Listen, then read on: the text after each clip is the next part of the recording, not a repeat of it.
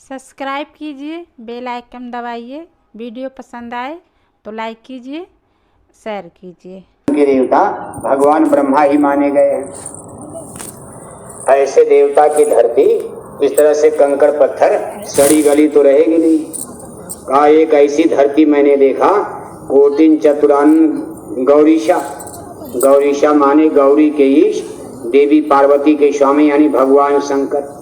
उस धरती पर मैंने देखा तो करोड़ों करोड़ों शंकर मौजूद हैं, यानी सब शंकर ही शंकर। वहां जिधर देखो शंकर ही शंकर। न कोई हिंदू, न कोई मुसलमान, न कोई अमीर, न कोई गरीब, न कोई राजा, न कोई प्रजा, न कोई लंगड़ा, न कोई लूजा, न कोई अंधा, न कोई बहरा। जिधर देखो शंकर ही शंकर। कोटिन चतुरानन गौरीशा। और वहां जब मैंने आसमान में देखा, उस धरती के आसमान में सर उठा करके मैंने देखा, उस आसमान में कोटिन उड़गुन रवि रजनीशा। उड़गुन माने करोड़ों तारा। तो करोड़ों तारा की बात तो समझ में आती है। करोड़ों तारा तो हम लोग रात में इस आसमान में भी देखते हैं, लेकिन एक बात समझ में नहीं आती है, जो भ्रम पैदा करती है, जो उन्होंने आगे लिखा है कि कोटिन उड़गुन माने करोड़ों तारा और करोड़ों करोड़ों चंद्रमा मैंने देखा। यानी इस आसमान में हम लोग रात में एक चंद्रमा देखते हैं, लेकिन गोस्वामी जी महाराज कहते हैं करोड़ों तारा ही नहीं, उस आसमान में करोड़ों करोड़ों चंद्रमा दिखाई दी। और सबसे बड़े आश्चर्य की बात है, उन्होंने आगे लिखा है रवि रजनीशा। रजनीशा माने सूर्य होता, रजनी के स्वामी यानी रात्रि को समाप्त करने वाले। कहा उसमें मैंने करोड़ों सूरज भी देखा। अब ये बात देखो कितने आश्चर्य में डालती। एक ऐसा आसमान बताया जा रहा है, रामायण में बताया जा रहा है, उस आसमान में करोड़ों तारे ही नहीं, करोड़ों करोड़ों चंद्रमा भी हैं और करोड़ों करोड़ों सूरज भी नजर आते हैं। अब वो आसमान, अभी विज्ञान को वो आसमान नहीं मिला। विज्ञान कहता है इस सूरज के परे हमने एक सूरज और देखा है। अमेरिका लंदन के वैज्ञानिक कह रहे हैं उस सूरज के आगे हमने और भी सूरज देखे हैं, जिसमें हमारा ये हजारों लाखों सूरज समा सकता। ये जो सूरज आप देख रहे हो, हमारी कई लाख धरती इस सूरज के गोले में समा जाएगी, और ऐसे कितने लाखों लाख सूरज अगले सूरज में समा जाएंगे। लेकिन अभी तक साइंस और विज्ञान कुछ ही सूरज का बयान करता। और 600 बरस पहले रामायण के रचयिता कहते भाई मैंने देखा तो करोड़ों सूरज वाला आसमान।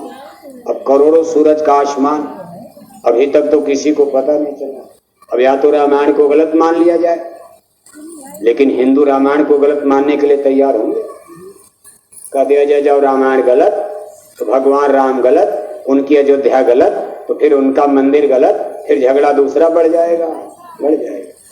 इसलिए हिंदू न अयोध्या को गलत मानने को तैयार हैं, न राम को गलत मानेंगे, न जन्मभूमि को गलत मानेंगे। अयोध्या के राम के मंदिर को भी इतना कोर्ट कचहरी अदालत में भी हिंदू गलत मानने के लिए तैयार हैं। कोई भी हिंदू रामायण को गलत मानने के लिए तैयार होगा? हम भी नहीं तैयार हैं। अगर हिंदू गलत भी मान लेंगे तो जय गुरुदेव मिशन के लोग रामायण को कभी गलत मानने के लिए तैयार नहीं है। हिंदू लोग जो मांस खाते हैं, शराब पीते हैं, शराब के नशे में रामायण का अपमान कर सकते। कभी कभी आप देखते हो हिंदू लोग ही शराब के नशे में डूब करके रामायण का, राम और कृष्ण का, गीता महाभारत का मजाक उड़ाते हैं और रामायण गीता को गालियां देते। लेकिन जय गुरुदेव मिशन के लोग इसी चीज को बचाने पर लगे हैं कि रामायण सत्य है। और जो 600 बरस पहले रामायण में घटना लिखी गई है कि करोड़ों सूरज वाला आसमान कहाँ है, वह आसमान कहाँ है, अब उसका बयान गुरु महाराज तो अब बता रहे हैं। देखो रामायण में ही गोस्वामी जी महाराज ने बता दिया। जब लोगों ने पूछा महाराज ये तो आपने लिख दिया, लेकिन गए कैसे आप गरीब आदमी हो, आपके पास तो कुछ है भी नहीं। उस जमाने में न जहाज थी, न उस जमाने में कार मोटर थे, बिजली की खोज नहीं हुई थी, हेलीकॉप्टर रॉकेट नहीं बने थे। उड़ करके कैसे चले गए, कैसे जा करके देखा? तो गोस्वामी जी महाराज ने इसके बारे में रामायण में जिक्र किया। कब इसमें पैसा नहीं लगता। मैं जिस साधन से गया उसमें एक पैसे खर्च नहीं, अगर इसका कोई किराया लगता तो मैं गरीब आदमी कहाँ से देता। रविदास जी बेचारे जूता सीने वाले मोची, वो भी कहते भाई मैंने बेगमपुरा शहर है नाऊ, मैंने जा करके देख लिया। लेकिन अगर किराया इसका लगता, एक जात का मोची गरीब आदमी, कबीर साहब जात के जुलाहे, पढ़े लिखे नहीं, और देखो यहीं आपके यहाँ आकर उनका शरीर त्याग हुआ। जो कबीर काशी मरे तो राम में कौन नहीं हो रहा, जीवन भर काशी में रहे। तो लोगों में एक भ्रम था कि जो काशी में मरता है उसकी गंगा मैया में मुक्ति हो जाती। तो साहब कबीर ने कहा मैं इसको नहीं मानता। मुक्ति अपने कर्मों से मिलती है। जीवन भर आदमी पाप करेगा और काशी गंगा में मर जाए तो मुक्ति कैसे मिलेगी। कर्म प्रधान विश्व रच राखा। संत कर्मों के सिद्धांत को, यानी कर्म सिद्धांत को कर्म कॉन्स्टिट्यूशन को मानते। संतों का सिद्धांत है कि पवित्र कर्म करके ही मोक्ष मुक्ति पाई जाती है। बुरे पाप कर्म करने वाला कोई भी हिंदू मुसलमान कितनों गंगा नहाए जमुना नहाए कभी भी मुक्ति नहीं पाएगा, अधोगामी होता है, सीधे नरक को जाता है। साहब कबीर ने खुद लिखा है कि तिल भर मच्छी खाई के कोटि गऊ दे दान, काशी करवट ले मुए तो न मुक्ति निदान। मानव जन्म पाकर एक मुर्दा खा लिया, एक मछली खा लिया, कोई हिंदू या मुसलमान मरने के बाद नरक जाएगा, चाहे गंगा नहाए, जीवन भर गंगा नहाए, काशी बनारस में मर जाए, उसकी हड्डी जलाकर गंगा में बहा दी जाए या गंगा में डूब कर ही मर जाए, तब भी नरक जाएगा, मुक्ति नहीं मिलेगी। और आप कहते हो मछली खाए जा रहे, गंगा नहाए जा रहे। कहा मरने के बाद हमको ले जाकर गंगा के किनारे काशी में जला देना, तो लोग कहते दादा की मुक्ति हो जाएगी। संत इसको नहीं मानते। बस इसी चीज पर कभी कभी हिंदू लोग नाराज होते हैं कि आपने तो हमारे गंगा मैया का अपमान कर दिया। गंगा मैया में इतनी बड़ी ताकत नहीं है कि किसी को मुक्ति दे सकें बिना गुरु के। अगर गंगा मैया में ताकत होती तो भगवान राम को गुरु ना बनाना पड़ता। अगर गंगा मैया में ताकत होती तो भगवान श्री कृष्ण को गुरु न बनाना पड़ता।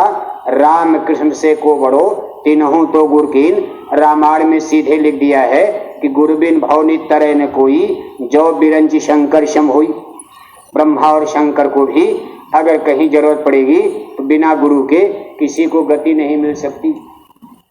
उसी रामायण के पहले पन्ने पर लिखा है बंदा गुरुपद पदुम परागा। उसी रामायण में लिखा है करणधार सदगुरु दिन नावा, दुर्लभ का सुलभ परिपावा। तो रामायण में हर जगह गुरु का गाना गाया जा रहा है। और आप सोचते हो तो सिद्धांत को समझो पहले, सत्य को स्वीकार करने में आपको आपत्ति क्या है। इसमें गंगा का कोई अपमान नहीं। गंगा में जड़ी बूटियां हिमालय से निकलती हैं, ऋषि मुनियों की पवित्र भूमि है। केदारनाथ, बद्रीनाथ, तमाम हरिद्वार, जड़ी बूटियां गंगा के पानी में रगड़ से ऋषि मुनियों के चरणों की धूल जो किनारे बैठकर तपस्या किए, तो गंगा का पानी पवित्र माना जाता। पहले जमाने में जब बड़े बड़े शहर कानपुर या हरिद्वार या इलाहाबाद, काशी, बनारस सब टट्टी पेशाब गंगा में नहीं जाता था, तो गंगा का पानी बोतल में रख दीजिए तो 100 बरस तक सड़ता नहीं था। लेकिन अब ये भी सड़ने लगा।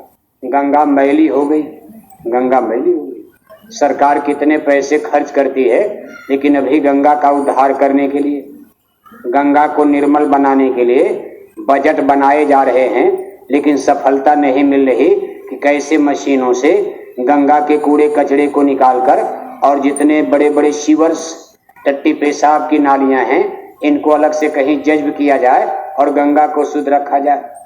सबका उद्धार करने वाली गंगा मैया, आज आदमी ने उसको भी गंदा कर डाला। अब उनका पानी शीशी में बोतल में रख दो तो सड़ने में देर नहीं लगेगी, कीड़े पड़ जाएंगे, गंदा हो जाएगा। आप गंगा के किनारे जाते हो, आज जल्दी उसमें स्नान करने की हिम्मत नहीं पड़ती, नहीं पड़ेगी।